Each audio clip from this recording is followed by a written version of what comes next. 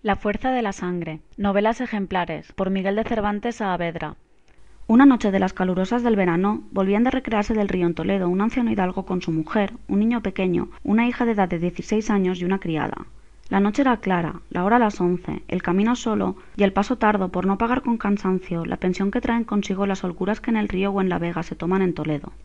Con la seguridad que promete la mucha justicia y bien inclinada gente de aquella ciudad, venía el buen hidalgo con su honrada familia, lejos de pensar en desastre que sucederles pudiese. Pero, como las más de las desdichas que vienen no se piensan, contra todo su pensamiento, les sucedió una que les turbó la holgura y les dio que llorar muchos años. Hasta 22 tendría un caballero de aquella ciudad a quien la riqueza, la sangre ilustre, la inclinación torcida, la libertad demasiada y las compañías libres le hacían hacer cosas y tener atrevimientos que desdecían de su calidad y le daban renombre de atrevido. Este caballero, pues que por ahora, por buenos respectos, encubriendo su nombre le llamaremos con el de Rodolfo, con otros 4 amigos suyos, todos mozos, todos alegres y todos insolentes, bajaba por la misma cuesta que el hidalgo subía. Encontráronse los 2 escuadrones, el de las ovejas con el de los lobos, y con deshonesta desenvoltura, Rodolfo y sus camaradas, cubiertos los rostros, miraron los de la madre y de la hija y de la criada. Alborotóse el viejo y reprochóles y afeóles su atrevimiento. Ellos le respondieron con muecas y burla, y sin desmandarse a más, pasaron adelante. Pero la mucha hermosura del rostro que había visto Rodolfo, que era el de Leocadia, que así quieren que se llamase la hija del hidalgo, comenzó de tal manera a imprimírsele en la memoria que le llevó tras sí la voluntad y despertó en él un deseo de gozarla, a pesar de todos los inconvenientes que sucederle pudiesen. Y en un instante comunicó su pensamiento con sus camaradas, y en otro instante se resolvieron de volver y robarla, por dar gusto a Rodolfo, que siempre los ricos que dan en liberales hayan quien canonice sus desafueros y califique por buenos sus malos gustos. Y así, el nacer el mal propósito, el comunicarle y el aprobarle, y el determinarse de robar a Leocadia y el robarla, casi todo fue en un punto. Pusiéronse los pañizuelos en los rostros, y desenvainadas las espadas, volvieron, y a pocos pasos alcanzaron a los que no habían acabado de dar gracias a Dios, que de las manos de aquellos atrevidos les había librado.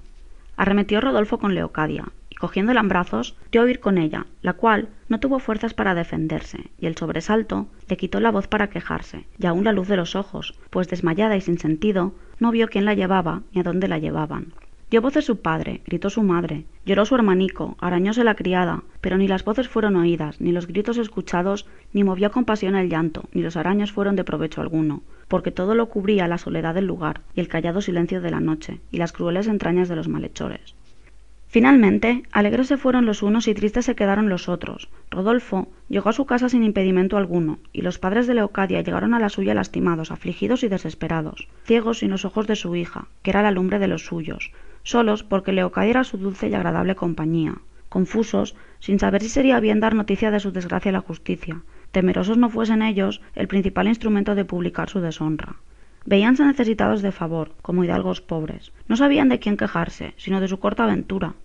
Rodolfo, en tanto, sagaz y astuto, tenía ya en su casa y en su aposento a Leocadia, a la cual, puesto que sintió que iba desmayada cuando la llevaba, le había cubierto los ojos con un pañuelo, porque no viese las calles por donde la llevaba, ni la casa ni el aposento donde estaba, en el cual, sin ser visto de nadie, a causa que él tenía un cuarto aparte en la casa de su padre, que aún vivía, y tenía de su estancia la llave y las de todo el cuarto, inadvertencia de padres que quieren tener a sus hijos recogidos, antes que de su desmayo volviese Leocadia, había cumplido su deseo Rodolfo, que los ímpetus no castos de la mocedad, pocas veces o ninguna, reparan en comodidades y requisitos que más los inciten y levanten. Ciego de la luz del entendimiento, a escuras robó la mejor prenda de Leocadia, y como los pecados de la sensualidad, por la mayor parte, no tiran más allá la barra del término del cumplimiento de ellos, quisiera luego Rodolfo que de allí se desapareciera Leocadia, y le vino a la imaginación de ponerla en la calle, así desmayada como estaba,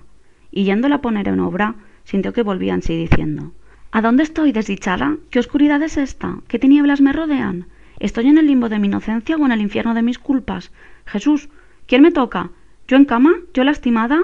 Escúchaseme, madre y señora mía, oyéseme, querido padre.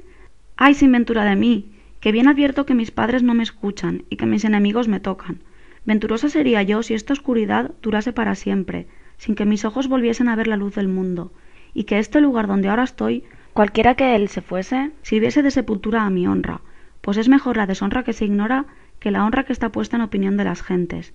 Ya me acuerdo, que nunca yo me acordara, que ha poco que venía en la compañía de mis padres. Ya me acuerdo que me saltearon, ya me imagino y veo que no es bien que me vean las gentes. «Oh tú, cualquiera que seas, que aquí estás conmigo». Y en esto tenía asido de las manos a Rodolfo. «Si es que tu alma admite género de ruego alguno, te ruego que, ya que has triunfado de mi fama, triunfes también de mi vida. Quítamela al momento, que no es bien que la tenga la que no tiene honra. Mira que el rigor de la crueldad que has usado conmigo en ofenderme se templará con la piedad que usarás en matarme, y así, en un mismo punto, vendrás a ser cruel y piadoso». Confuso dejaron las razones de Leocadia a Rodolfo, y como mozo poco experimentado ni sabía qué decir ni qué hacer, cuyo silencio admiraba más a Leocadia, la cual, con las manos, procuraba desengañarse si era fantasma o sombra la que con ella estaba. Pero como tocaba cuerpo y se le acordaba de la fuerza que se le había hecho viniendo con sus padres, caía en la verdad del cuento de su desgracia, y con este pensamiento tornó a añudar las razones que los muchos sollozos y suspiros habían interrumpido, diciendo: «Atrevido mancebo, que de poca edad hacen tus hechos que te juzgue. Yo te perdono la ofensa que me has hecho, con solo que me prometas y jures que, como la has cubierto con esta oscuridad, la cubrirás con perpetuo silencio sin decirle a nadie. Poca recompensa te pido de tan grande agravio, pero para mí será la mayor que yo sabré pedirte, ni tú querrás darme. Advierten que yo nunca he visto tu rostro, ni quiero vértele, porque ya que se me acuerde de mi ofensa, no quiero acordarme de mi ofensor, ni guardar en la memoria la imagen del autor de mi daño. Entre mí y el cielo pasarán mis quejas, sin querer que las oiga el mundo, el cual no juzga por los sucesos las cosas, sino conforme a él se le asienta en la estimación. No sé cómo te digo estas verdades, que suelen fundar en la experiencia de muchos casos y en el discurso de muchos años, no llegando los míos a 17, por do me doy a entender que el dolor de una misma manera ata y desata la lengua del afligido, unas veces exagerando su mal, para que se le crean, otras veces no diciéndole, porque no se le remedien. De cualquier manera, que yo calle o hable, creo que de moverte a que me creas o que me remedies, pues el no creerme será ignorancia, y el no remediarme imposible de tener algún alivio. No quiero desesperarme, porque te costará poco el dármele. Y es este, mira, no guardes ni confíes que el discurso del tiempo temple la justa saña que contra ti tengo, ni quieras amontonar los agravios. Mientras menos me goces, y habiéndome ya gozado, menos encenderán tus malos deseos. Haz cuenta que me ofendiste por accidente, sin dar lugar a ningún buen discurso. Yo lo haré de que no nací en el mundo, o que si nací, fue para ser desdichada. Ponme luego en la calle, o al menos junto a la iglesia mayor, porque desde allí bien sabré volverme a mi casa. Pero también has de jurar no seguirme, ni saberla, ni preguntar el nombre de mis padres, ni el mío, ni de mis parientes, que, a ser tan rico como nobles, no fueran de mí tan desdichados. Respóndome a esto, y si temes que te pueda conocer en el habla, hágote saber que, fuera de mi padre y de mi confesor, no he hablado con hombre alguno en mi vida, y a pocos he oído hablar con tanta comunicación que pueda distinguirles por el sonido del habla». La respuesta que dio Rodolfo a las discretas razones de la lastimada Leocadia no fue otra que abrazarla, dando muestras que quería volver a confirmar en él su gusto y en ella su deshonra, lo cual, visto por Leocadia, con más fuerza de las que su tierna edad prometían, se defendió con los pies, con las manos, con los dientes y con la lengua, diciéndole: «Haz cuenta, traidor y desalmado hombre, quien quiera que seas, que los despojos que de mí has llevado son los que pudiste tomar de un tronco o de una columna sin sentido, cuyo vencimiento y triunfo ha de redundar en tu infamia y menosprecio. Pero el que ahora pretendes no le has de alcanzar sino con mi muerte. Desmayada me pisaste y aniquilaste, mas ahora que tengo bríos, antes podrás matarme que vencerme. Que si ahora, despierta, sin resistencia concediese con tu abominable gusto, podrías imaginar que mi desmayo fue fingido cuando te atreviste a destruirme». Finalmente, tan gallarda y porfiadamente se resistió Leocadia, que las fuerzas y los deseos de Rodolfo se enflaquecieron, y como la insolencia que con Leocadia había usado no tuvo otro principio que de un ímpetu lascivo, del cual nunca nace el verdadero amor, que permanece en lugar del ímpetu que se pasa, queda, si no el arrepentimiento, a lo menos una tibia voluntad de segundale. Frío pues y cansado Rodolfo, sin hablar palabra alguna, dejó a Leocadia en su cama y en su casa, y cerrando el aposento, se fue a buscar a sus camaradas para aconsejarse con ellos de lo que hacer debía. Sintió Leocadia que quedaba sola y encerrada, y levantándose del lecho, anduvo todo el aposento, tentando las paredes con las manos, por ver si hallaba puerta por do irse, o ventana por do arrojarse.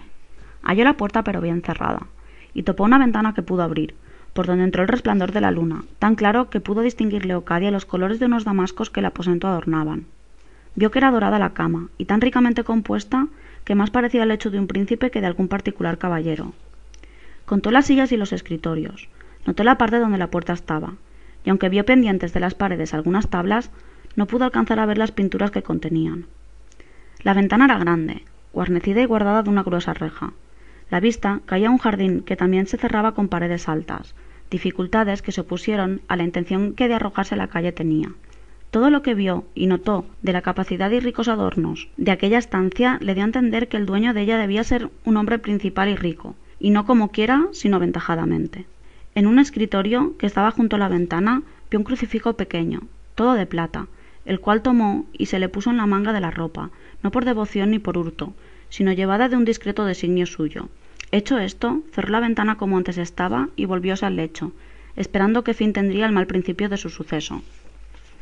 No habría pasado, a su parecer, media hora, cuando sintió abrir la puerta del aposento y que a ella se llegó una persona, y sin hablarle palabra, con un pañuelo le vendó los ojos y tomándola del brazo la sacó fuera de la estancia, y sintió que volvía a cerrar la puerta. Esta persona era Rodolfo, el cual, aunque había ido a buscar a sus camaradas, no quiso hallarlas, pareciéndole que no le estaba bien hacer testigos de lo que con aquella doncella había pasado. Antes, se resolvió en decirles que, arrepentido del mal hecho y movido de sus lágrimas, la había dejado en la mitad del camino.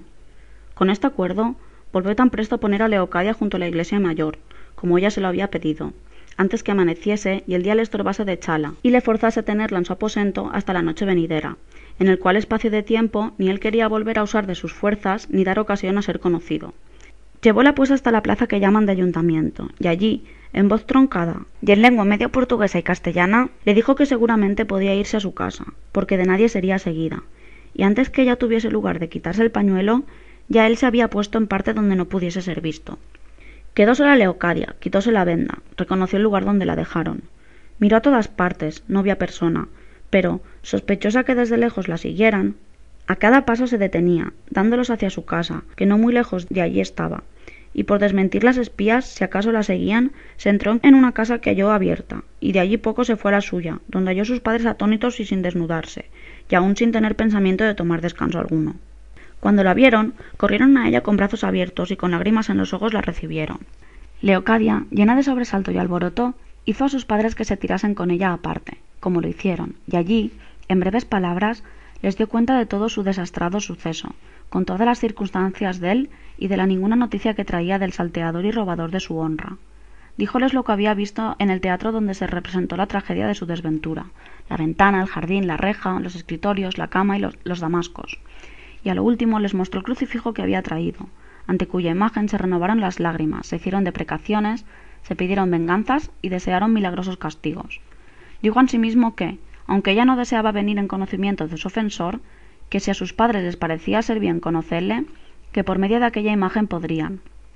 haciendo que los sacristanes dijesen en los púlpitos de todas las parroquias de la ciudad que el que hubiese perdido tal imagen la hallaría en poder del religioso que ellos señalasen, y que ansí, sabiendo el dueño de la imagen, se sabría en la casa y aún la persona de su enemigo. A esto replicó el padre: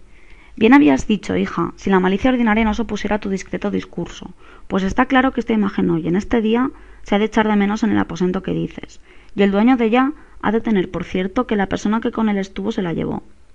Y de llegar a su noticia que la tiene algún religioso, antes ha de servir de conocer quién se la dio al tal que la tiene, que no de declarar el dueño que la perdió, porque puede hacer que venga por ella otro a quien el dueño haya dado las señas. Y siendo esto ansí, antes quedaremos confusos que informados, puesto que podamos usar del mismo artificio que sospechamos, dándolo al religioso por tercera persona. Lo que has de hacer, hija, es guardarla y encomendarte a ella, que pues ella fue testigo de tu desgracia, permitirá que haya juez que vuelva por tu justicia, y advierte, hija, que más lástima una onza de deshonra pública que una roba de infamia secreta. Y, pues puedes vivir honrada con Dios en público, no te apene estar deshonrada contigo en secreto. La verdadera deshonra está en el pecado, y la verdadera honra en la virtud. Con el dicho, con el deseo y con la obra se ofende a Dios. Y pues tú, ni en dicho, ni en pensamiento, ni en hecho, le has ofendido. Tente por honrada, que yo por tal te tendré, sin que jamás te mires sino como verdadero padre tuyo. Con estas prudentes razones consoló su padre a Leocadia, y abrazándola de nuevo su madre, procuró también consolarla. Ella gimió y lloró de nuevo, y se redujo a cubrir la cabeza, como dicen, y a vivir recogidamente debajo del amparo de sus padres, con vestido tan honesto como pobre. Rodolfo, en tanto, vuelto a su casa, echando de menos la imagen del crucifijo, imaginó quién podía haberla llevado, pero no se le dio nada. Y como rico, no hizo cuenta de ello, ni sus padres se la pidieron cuando de allí a 3 días que él se partió a Italia, entregó por cuenta a una camarera de su madre todo lo que en el aposento dejaba.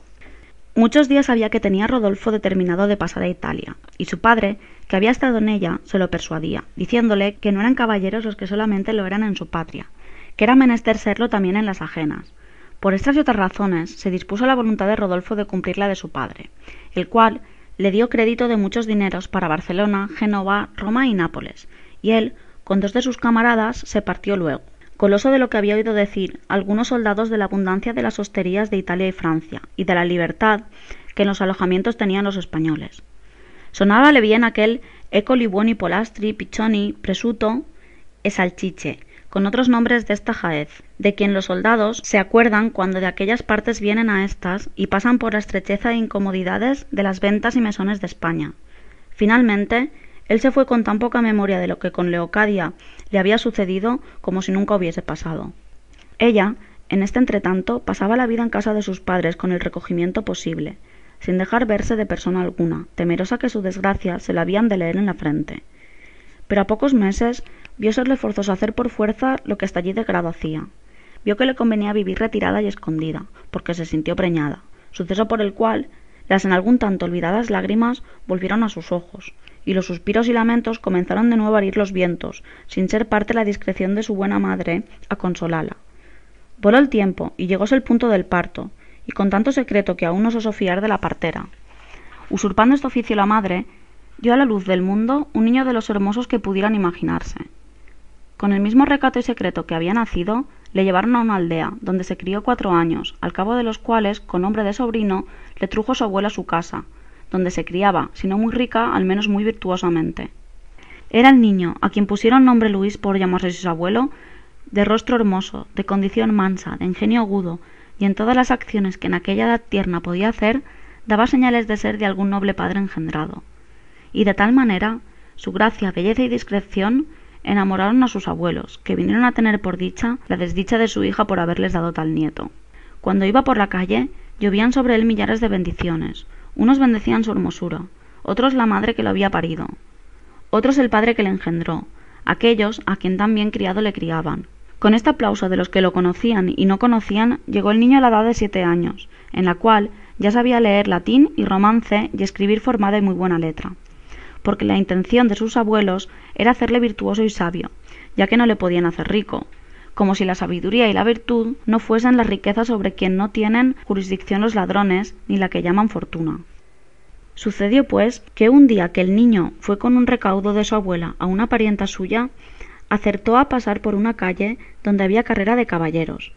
Púsose a mirar, y por mejorarse de puesto, pasó de una parte a otra, a tiempo que no pudo huir de ser atropellado de un caballo, a cuyo dueño no fue posible detenerle en la furia de su carrera. Pasó por encima de él, y dejóle como muerto, tendido en el suelo, derramando mucha sangre de la cabeza. Apenas esto hubo sucedido, cuando un caballero anciano, que estaba mirando la carrera, con no vista ligereza se arrojó de su caballo y fue donde estaba el niño, y quitándole de los brazos de uno que ya le tenía, le puso en los suyos, y sin tener cuenta con sus canas ni con su autoridad, que era mucha, a paso largo se fue a su casa, ordenando a sus criados que le dejasen y fuesen a buscar a un cirujano que al niño curase. Muchos caballeros le siguieron, lastimados de la desgracia de tan hermoso niño, porque luego salió la voz que el atropellado era Luisico, el sobrino de tal caballero, nombrando a su abuelo. Esta voz corrió de boca en boca hasta que llegó a los oídos de sus abuelos y de su encubierta madre, los cuales, certificados bien del caso, como desatinados y locos, salieron a buscar a su querido, y por ser tan conocido y tan principal el caballero que le había llevado, muchos de los que encontraron les dijeron su casa, a la cual llegaron a tiempo que ya estaba el niño en poder del cirujano. El caballero y su mujer, dueños de la casa, pidieron a los que pensaron ser sus padres que no llorasen ni alzasen la voz a quejarse, porque no les sería el niño de ningún provecho. El cirujano, que era famoso, habiéndole curado con grandísimo tiento y maestría, dijo que no era tan mortal la herida como él al principio había temido. En la mitad de la cura volvió Luis a su acuerdo, que hasta allí había estado sin él, y alegróse en ver a sus tíos, los cuales le preguntaron llorando que cómo se sentía. Respondió que bueno, sino que le dolía mucho el cuerpo y la cabeza. Mandó el médico que no hablasen con él, sino que le dejasen reposar. Hízose ansí, y su abuelo comenzó a agradecer al señor de la casa la gran caridad que con su sobrino había usado. A lo cual respondió el caballero que no tenía que agradecerle, porque le hacía saber que, cuando vio al niño caído y atropellado, le pareció que había visto el rostro de un hijo suyo, a quien él quería tiernamente, y que esto le movió a tomarle en sus brazos y traerle a su casa, donde estaría todo el tiempo que la cura durase, con el regalo que fuese posible y necesario. Su mujer, que era una noble señora, dijo lo mismo y hizo más encarecidas promesas. Admirados quedaron de tanta cristiandad los abuelos, pero la madre quedó más admirada, porque, habiendo con las nuevas del cirujano sosegádose algún tanto su alborotado espíritu, miró atentamente el aposento donde su hijo estaba, y claramente, por muchas señales, conoció que aquella era la estancia donde se había dado fin a su honra y principio a su desventura, y aunque no estaba adornada de los damascos que entonces tenía, conoció la disposición de ella, vio la ventana de la reja que caía al jardín, y por estar cerrada a causa del herido, preguntó si aquella ventana respondía a algún jardín, y fuele respondido que sí, pero lo que más conoció fue que aquella era la misma cama que tenía por tumba de su sepultura, y más, que el propio escritorio sobre el cual estaba la imagen que había traído se estaba en el mismo lugar. Finalmente sacaron a la luz la verdad de todas sus sospechas los escalones, que ella había contado cuando la sacaron del aposento tapados los ojos. Digo los escalones que había desde allí a la calle, que con advertencia discreta contó. Y cuando volvió a su casa, dejando a su hijo, los volvió a contar y halló cabal el número. Y confiriendo unas señales con otras, de todo punto certificó por verdadera su imaginación, de la cual dio por extenso cuenta a su madre, que como discreta se informó si el caballero donde su nieto estaba había tenido o tenía algún hijo. Y halló que el que llamamos Rodolfo lo era, y que estaba en Italia, y tanteando el tiempo que le dieron que había faltado de España, vio que eran los mismos 7 años que el nieto tenía. Dio aviso de todo esto a su marido, y entre los dos y su hija acordaron de esperar lo que Dios hacía del herido, el cual dentro de 15 días estuvo fuera de peligro y a los 30 se levantó, en todo el cual tiempo fue visitado de la madre y de la abuela, y regalado de los dueños de la casa como si fuera su mismo hijo. Y algunas veces, hablando con Leocadia doña Estefanía, que así se llamaba la mujer del caballero,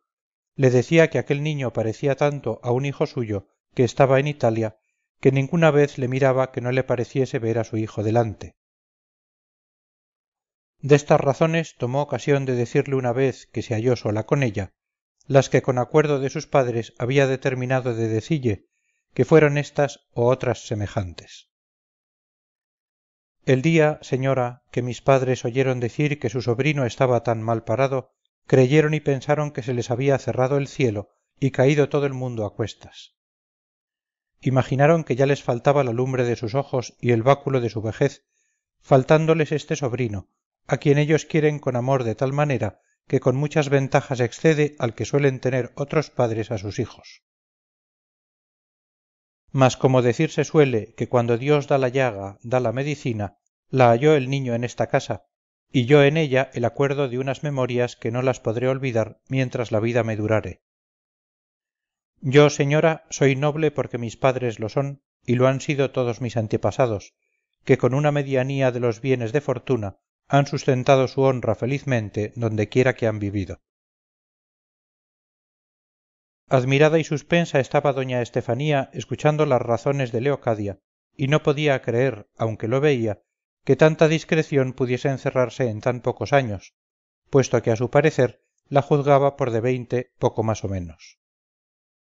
Y sin decirle ni replicarle nada, esperó todas las que quiso decirle, que fueron aquellas que bastaron para contarle la travesura de su hijo, la deshonra suya, el robo, el cubrirle los ojos, el traerla a aquel aposento, las señales en que habían conocido ser aquel mismo que sospechaba. Para cuya confirmación sacó del pecho la imagen del crucifijo que había llevado, a quien dijo: Tú, señor, que fuiste testigo de la fuerza que se me hizo, sé juez de la enmienda que se me debe hacer. De encima de aquel escritorio te llevé con propósito de acordarte siempre mi agravio, no para pedirte venganza dél, que no la pretendo, sino para rogarte me dieses algún consuelo con que llevar en paciencia mi desgracia.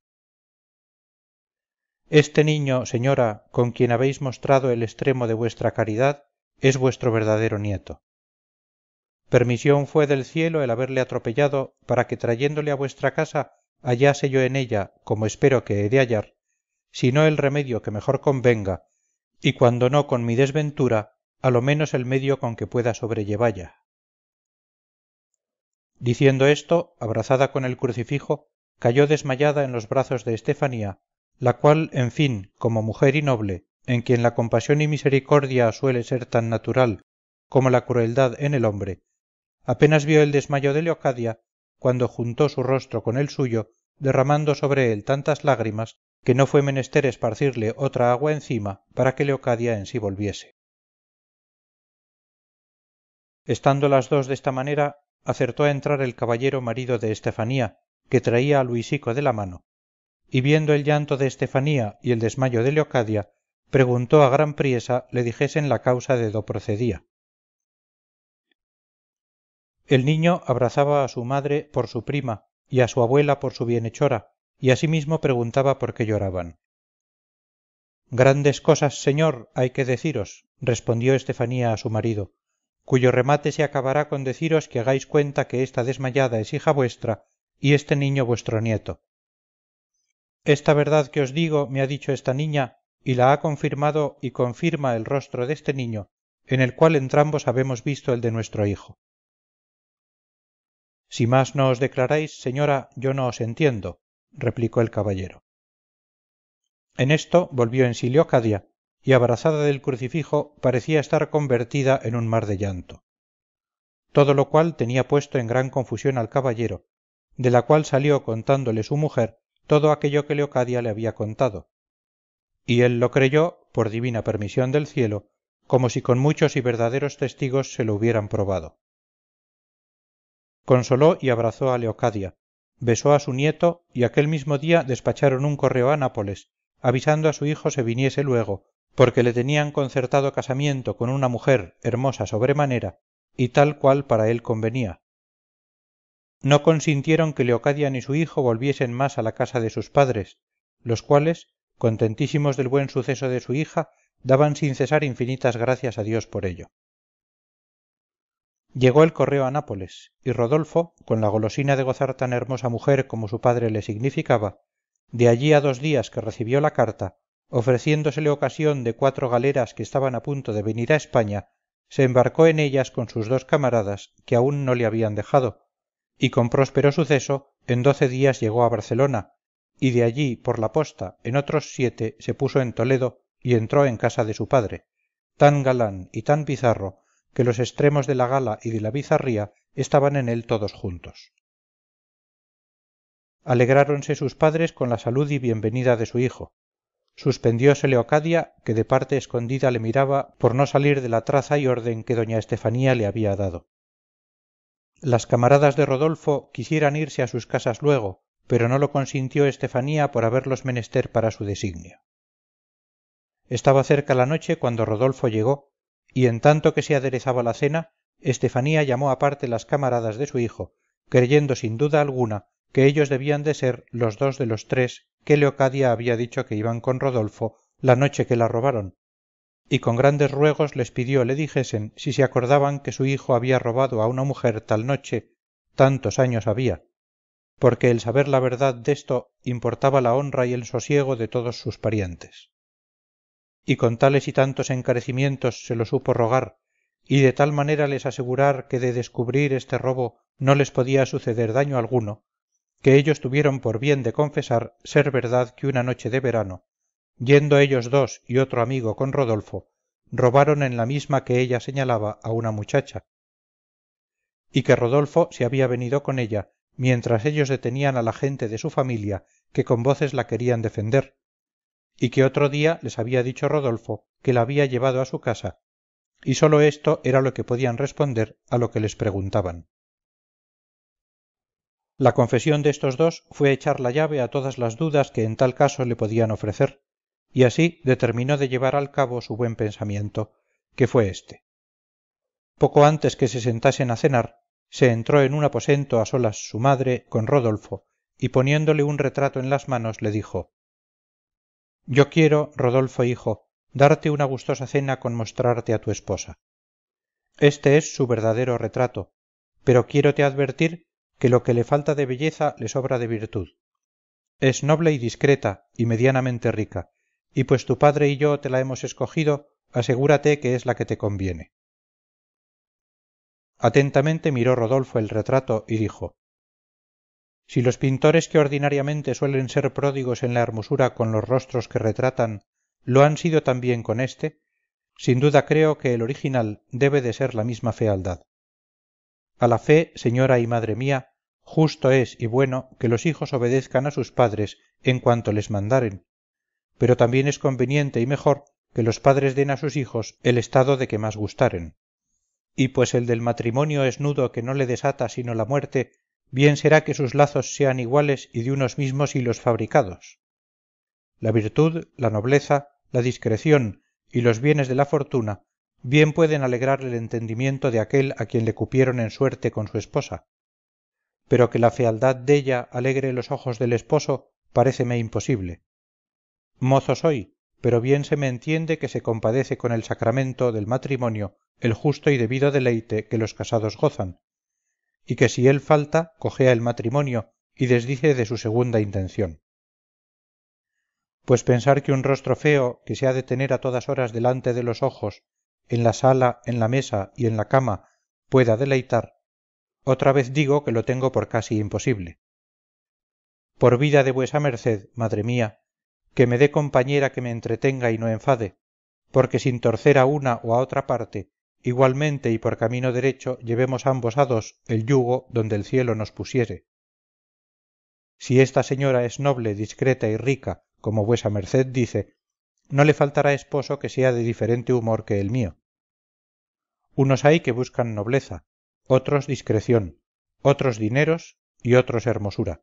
y yo soy destos últimos. Porque la nobleza, gracias al cielo y a mis pasados y a mis padres, que me la dejaron por herencia.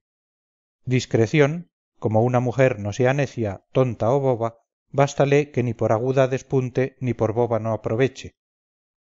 De las riquezas, también las de mis padres me hacen no estar temeroso de venir a ser pobre. La hermosura busco, la belleza quiero, no con otra dote que con la de la honestidad y buenas costumbres, que si esto trae mi esposa, yo serviré a Dios con gusto y daré buena vejez a mis padres. Contentísima quedó su madre de las razones de Rodolfo, por haber conocido por ellas que iba saliendo bien con su designio. Respondióle que ella procuraría casarle conforme su deseo, que no tuviese pena alguna, que era fácil deshacerse los conciertos que de casarle con aquella señora estaban hechos. Agradecióselo Rodolfo y por ser llegada la hora de cenar se fueron a la mesa, y habiéndose ya sentado en ella el padre y la madre, Rodolfo y sus dos camaradas, dijo doña Estefanía al descuido: pecadora de mí, y qué bien que trato a mi huéspeda. Andad vos, dijo a un criado, decid a la señora doña Leocadia que sin entrar en cuentas con su mucha honestidad, nos venga a honrar esta mesa, que los que a ella están todos son mis hijos y sus servidores. Todo esto era traza suya, y de todo lo que había de hacer estaba avisada y advertida Leocadia. Poco tardó en salir Leocadia y dar de sí la improvisa y más hermosa muestra que pudo dar jamás compuesta y natural hermosura. Venía vestida, por ser invierno, de una saya entera de terciopelo negro, llovida de botones de oro y perlas, cintura y collar de diamantes. Sus mismos cabellos, que eran luengos y no demasiadamente rubios, le servían de adorno y tocas, cuya invención de lazos y rizos y vislumbres de diamantes que con ellas se entretejían, turbaban la luz de los ojos que los miraban. Era Leocadia de gentil disposición y brío, traía de la mano a su hijo, y delante della venían dos doncellas alumbrándola con dos velas de cera en dos candeleros de plata. Levantáronse todos a hacer la reverencia como si fuera alguna cosa del cielo que allí milagrosamente se había aparecido. Ninguno de los que allí estaban embebecidos mirándola parece que, de atónitos, no acertaron a decirle palabra. Leocadia, con airosa gracia y discreta crianza, se humilló a todos, y tomándola de la mano Estefanía la sentó junto a sí, frontero de Rodolfo. Al niño sentaron junto a su abuelo. Rodolfo, que desde más cerca miraba la incomparable belleza de Leocadia, decía entre sí: si la mitad desta hermosura tuviera la que mi madre me tiene escogida por esposa, tuviérame yo por el más dichoso hombre del mundo.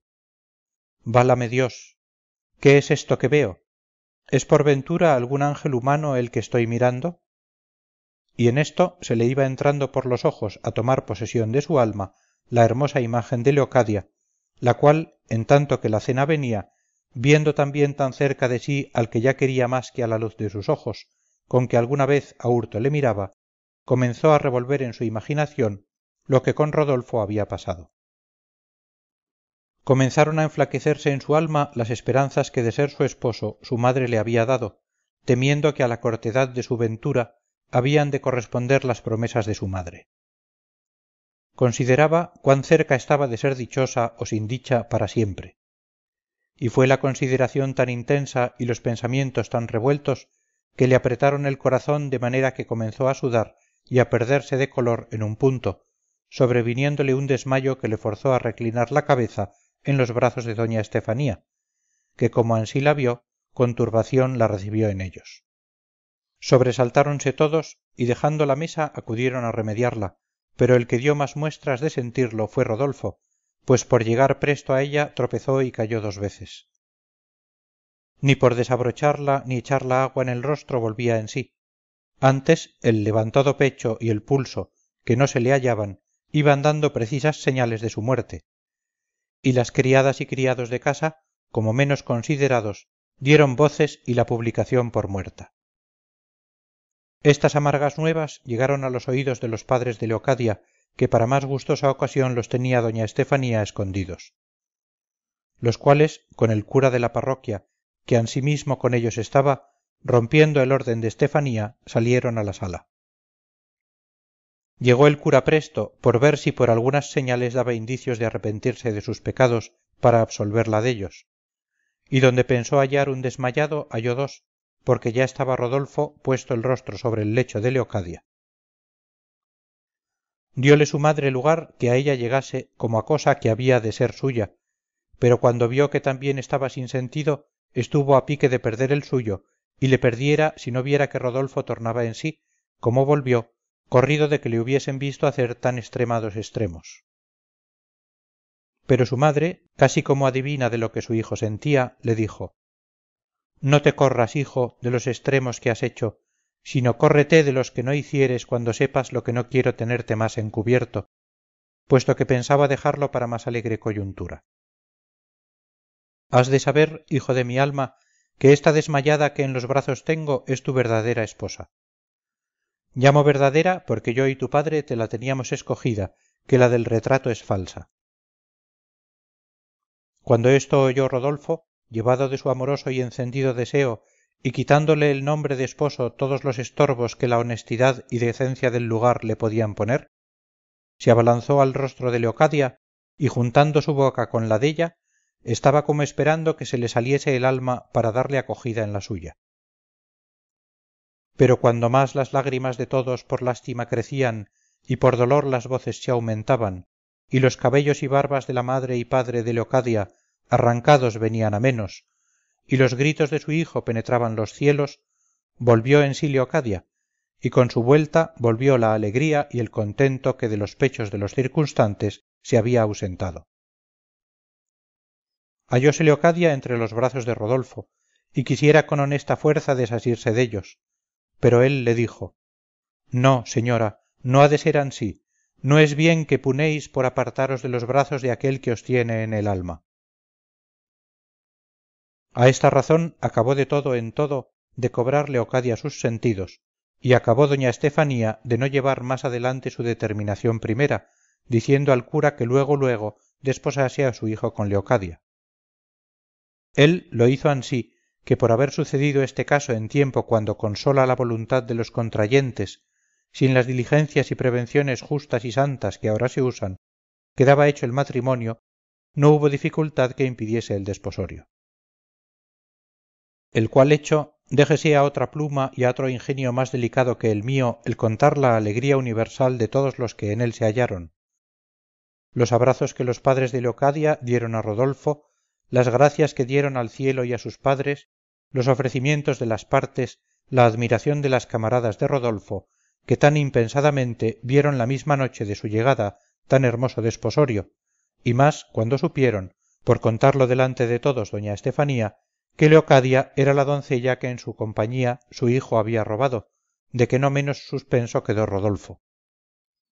Y por certificarse más de aquella verdad, preguntó a Leocadia le dijese alguna señal por donde viniese en conocimiento entero de lo que no dudaba, por parecerles que sus padres lo tendrían bien averiguado. Ella respondió: cuando yo recordé y volví en mí de otro desmayo, me hallé, señor, en vuestros brazos sin honra, pero yo lo doy por bien empleado, pues al volver del que ahora he tenido, ansimismo me hallé en los brazos de entonces, pero honrada. Y si esta señal no basta, baste la de una imagen de un crucifijo, que nadie os la pudo hurtar sino yo, si es que por la mañana le echastes menos, y si es el mismo que tiene mi señora. Vos lo sois de mi alma, y lo seréis los años que Dios ordenare, bien mío. Y abrazándola de nuevo volvieron las bendiciones y parabienes que les dieron. Vino la cena y vinieron músicos que para esto estaban prevenidos. Viose Rodolfo asimismo en el espejo del rostro de su hijo, lloraron sus 4 abuelos de gusto, no quedó rincón en toda la casa que no fuese visitado del júbilo, del contento y de la alegría. Y aunque la noche volaba con sus ligeras y negras alas, le parecía a Rodolfo que iba y caminaba no con alas, sino con muletas, tan grande era el deseo de verse a solas con su querida esposa. Llegóse en fin la hora deseada, porque no hay fin que no le tenga. Fuéronse a acostar todos, quedó toda la casa sepultada en silencio, en el cual no quedará la verdad deste cuento, pues no lo consentirán los muchos hijos y la ilustre descendencia que en Toledo dejaron, y agora viven, estos 2 venturosos desposados, que muchos y felices años gozaron de sí mismos, de sus hijos y de sus nietos, permitido todo por el cielo y por la fuerza de la sangre que vio derramada en el suelo el valeroso, ilustre y cristiano abuelo de Luisico. Fin de la fuerza de la sangre.